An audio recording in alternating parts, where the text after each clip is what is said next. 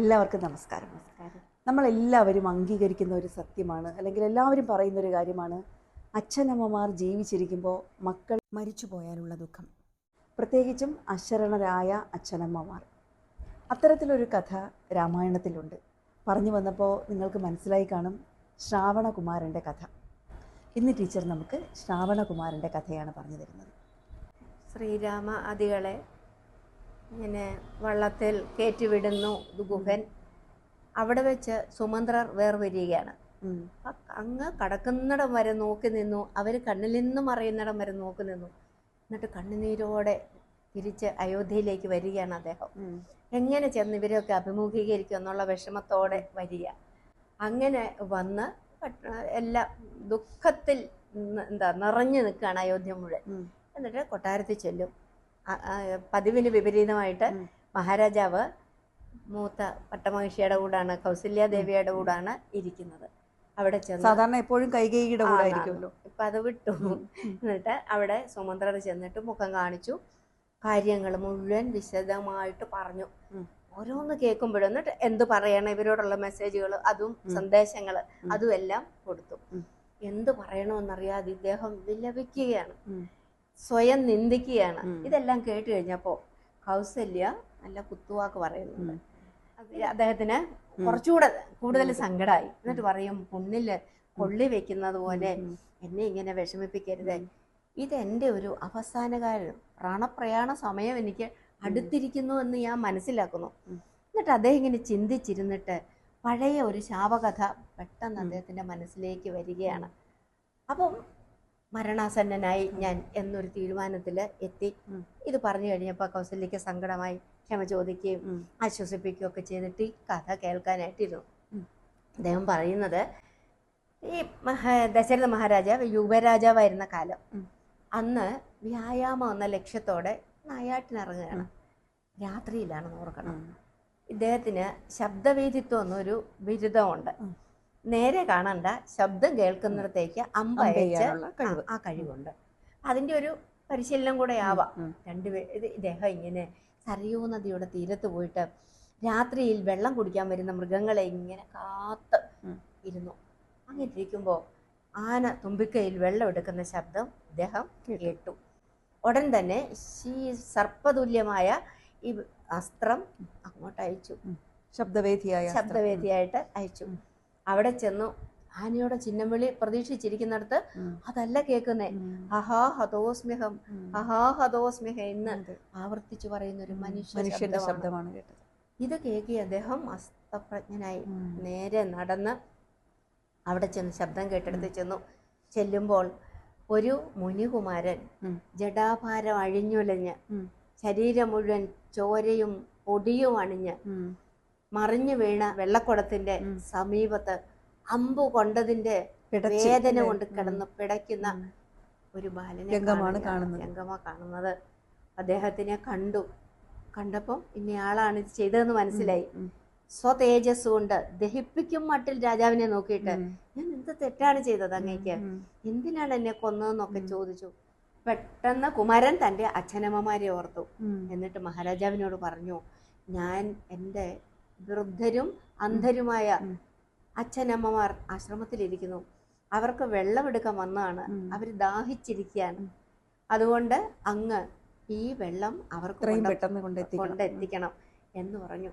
അപ്പോൾ അദ്ദേഹത്തിന് മനസ്സിലായി, ഈ രാജാവാണ്, ഇക്ഷ്വാകു വംശ മഹാരാജാവാണ് മുന്നേ നിൽക്കുന്നത് എന്ന് അദ്ദേഹത്തിന് മനസ്സിലായി കാണണം. എന്നിട്ട് പറഞ്ഞു, ഇദ്ദേഹം എങ്ങനെ പോകും? ദശരഥന് പോകാൻ പറ്റുന്നില്ല, ഞാൻ എങ്ങനെയാ പോകുന്നേ? ഈ കുഞ്ഞിനെ ഇതേ സ്ഥിതിയിൽ ഇട്ടിട്ട്. എന്നിട്ട് പറഞ്ഞു, എൻ്റെ അമ്പൊന്ന് വലിച്ചൂര, എനിക്ക് വേദന കൊണ്ട് ഞാൻ വല്ലാതെ വിഷമിക്കുകയാണ്. അപ്പോൾ രാജാവ് ഓർത്തു, അമ്പ് ഊരിയാൽ കുഞ്ഞ് തൽക്ഷണം മരിക്കും, ഊരിയില്ലെങ്കിൽ അത് പ്രാണനെ ഞെരുക്കും.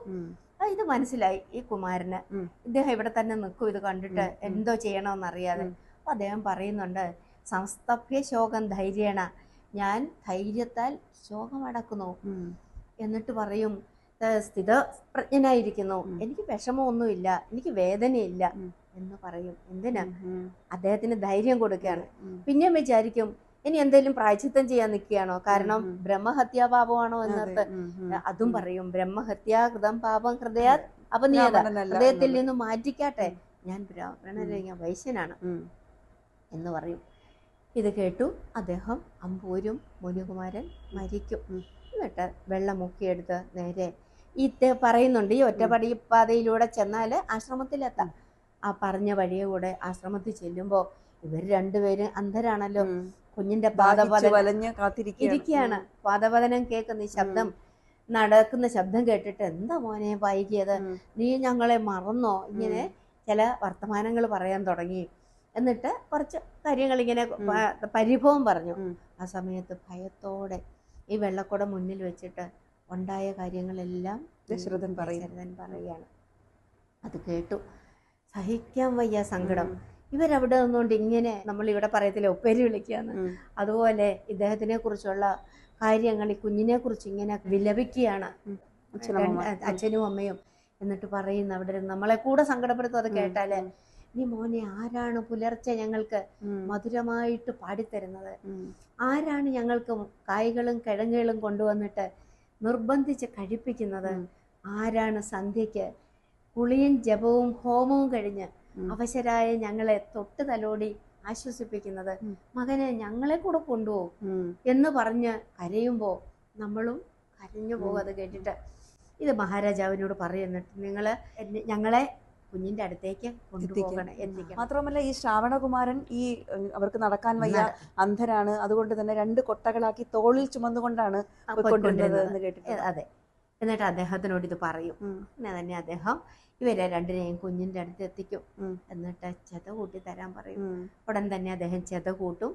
അവിടെ കുഞ്ഞിന്റെ ശവശരീരം എടുത്തു വയ്ക്കും. ആ സമയത്ത് ഇവരെ ജ്വലിച്ചു തുടങ്ങുമ്പോൾ രണ്ടുപേരും അതിലേക്ക് തീയിൽ എടുത്ത് ചാടുകയാണ്. പക്ഷെ അതുവരെ അടക്കി വെച്ചിരുന്ന അദ്ദേഹത്തിന്റെ സങ്കടം, കോപം എല്ലാം കൂടെ ചാടാൻ സമയത്ത് എത്ര നിയന്ത്രിച്ചിട്ടും നടക്കാതെ പുറത്തു വന്നു. ശാപമായിട്ട് പുത്രദുഃഖത്താൽ നീയും മരിക്കട്ടെ എന്ന ശാപം. ഇത് കേട്ടു. എന്നിട്ട് അവര് ഈ ശവദാഹം കഴിച്ചു. പക്ഷേ അവിടെ അഗ്നിഹോത്രിക്ക് തുല്യമായ ഒരു ശവദാഹമാണ് അദ്ദേഹം അവർക്ക് ചെയ്തു കൊടുത്തത്. എന്നിട്ട് ഇതിങ്ങനെ പറഞ്ഞിട്ട് രാമ, ലക്ഷ്മണ, സീതയെ ഇങ്ങനെ വിളിച്ച് രാമനെ തന്നെ മനസ്സിൽ ചിന്തിച്ച് രാജാ ദശരഥൻ മരിച്ചു എന്ന് പറഞ്ഞിട്ടാണ് അത് അവസാനിക്കുന്നത്. അപ്പോഴാണ് നാരീജനങ്ങളെല്ലാം കൂടെ വിലപിക്കുന്നതും ബാക്കി കാര്യങ്ങളൊക്കെ പിന്നെ തുടർന്നു വരുന്നതും. ഇതാണ് ദശരഥന്റെ ദയനീയമായ, മനഃപൂർവ്വമല്ലാത്ത ഒരു നരഹത്യക്ക് വിധിക്കപ്പെട്ട ഒരു വലിയ മഹാരാജാവിന്റെ വിധി ഇതായിരുന്നു. ശരിക്കും ടീച്ചർ, ഈ കഥ കൊണ്ട് എല്ലാ മക്കളും മനസ്സിലാക്കേണ്ട കുറേ പാഠങ്ങളുണ്ട്. അച്ഛനമ്മമാർ ഇന്നത്തെ കാലത്ത് ഒരു പ്രായം കഴിയുമ്പോൾ അവരെ വൃദ്ധസദനത്തിലേക്ക് കൊണ്ടാക്കുന്ന ഒരു കാലമാണ്. അപ്പോൾ ഈ ശ്രാവണകുമാരൻ അന്ധരായ തൻ്റെ മാതാപിതാക്കളെ, അതും വൃദ്ധരായ മാതാപിതാക്കളെ, അവശതയുള്ള മാതാപിതാക്കളെ എത്രമാത്രം സ്നേഹത്തോടും എത്രമാത്രം പരിഗണനയോടും കൂടിയാണ് പരിപാലിച്ചിരുന്നത് എന്നുള്ളതാണ് അല്ലേ? ഇതൊരു പാഠം തന്നെയല്ലേ? തീർച്ചയായിട്ടും. വാൽമീകി മഹർഷിക്ക് ഏതൊക്കെ സംഭവം പറയുമ്പോഴും ഏത് കഥ പറയുമ്പോഴും വ്യക്തമായ ചില ധാരണകളുണ്ട്. മനുഷ്യനെ നന്നാക്കുക, അവനെ ധർമ്മബോധമുള്ളവനാക്കി തീർക്കുക എന്ന ഒരു ധാരണ. അതനുസരിച്ച് മക്കൾക്ക്, ഇതിനകത്ത് പറയുന്ന മക്കൾക്ക് അച്ഛനമ്മമാരോടുള്ള കടമയാണ്. ആ കുഞ്ഞ് രാവിലെ മുതൽ ഇവർക്ക് ചെയ്തു കൊടുത്തിരിക്കുന്ന കാര്യങ്ങൾ അതിന് ഉദാഹരണമാണ്. രണ്ടാമത് മക്കളോട് ഒടുങ്ങാത്ത സ്നേഹം അച്ഛനമ്മമാരുടെ, അതാണ് രണ്ടാമത്തെ കാര്യം. ഇവിടെ നമുക്ക് വേറെ ചില കാര്യങ്ങളും പറയാനുണ്ട്. അതായത് ഈ കുഞ്ഞ് മഹാരാജാവിനോട് ആദ്യം ഗർഹിച്ചു പറയുന്ന വാക്കുകളുണ്ട്. പക്ഷേ ഇത് ഇക്ഷ്വാകുവംശ മഹാരാജാവാണെന്ന് അറിഞ്ഞപ്പോൾ അത് മാറ്റുന്നു. എന്നിട്ട് അദ്ദേഹത്തിൽ വിശ്വാസം വരുന്നു. അദ്ദേഹം തങ്ങളുടെ അച്ഛനെ അമ്മമാരെ നോക്കിക്കൊള്ളൂ എന്നുള്ള വിശ്വാസം. അതുകൊണ്ടാണ് അവരുടെ സമീപത്തേക്ക് അദ്ദേഹത്തിനെ പറഞ്ഞയച്ചിട്ട് ആ വിശ്വാസത്തോടെ മുനികുമാരൻ സമാധാനമായിട്ട് മരിക്കുകയാണ് ഇവിടെ. ഇനി രാജാവിന്റെ കാര്യമോ, രാജാവിന് വേണമെങ്കിൽ ഭടന്മാരെ വിട്ടിട്ട് എന്നൊക്കെ ചെയ്യുന്ന മാതിരി ഈ മുനികുമാരന്റെ അടക്കം ചെയ്യാമായിരുന്നു.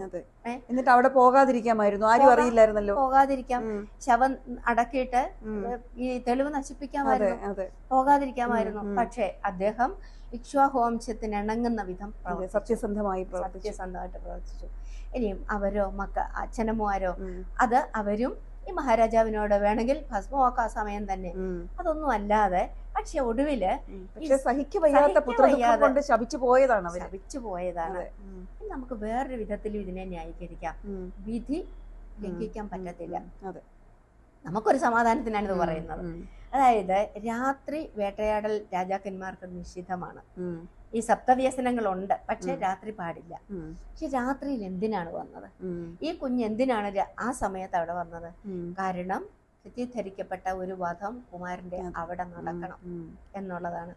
അതുപോലെ തന്നെ ഈ മാതാപിതാക്കളുടെ ചിത പോകൽ അതും യാദൃച്ഛികമാണ്, വിധിവിഹിതമാണ്. ഈ 3 പേരും കൂടെ പോകാല് അവരിനി എന്താ ചെയ്യുക?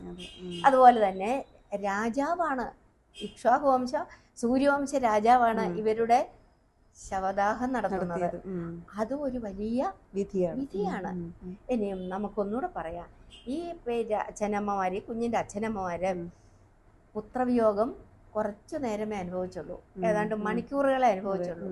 പക്ഷെ ദശരഥ മഹാരാജാവോ, അദ്ദേഹം തടവിൽ കിടന്നു ഇഞ്ചിഞ്ചായിട്ട് നീറി മരിച്ചു.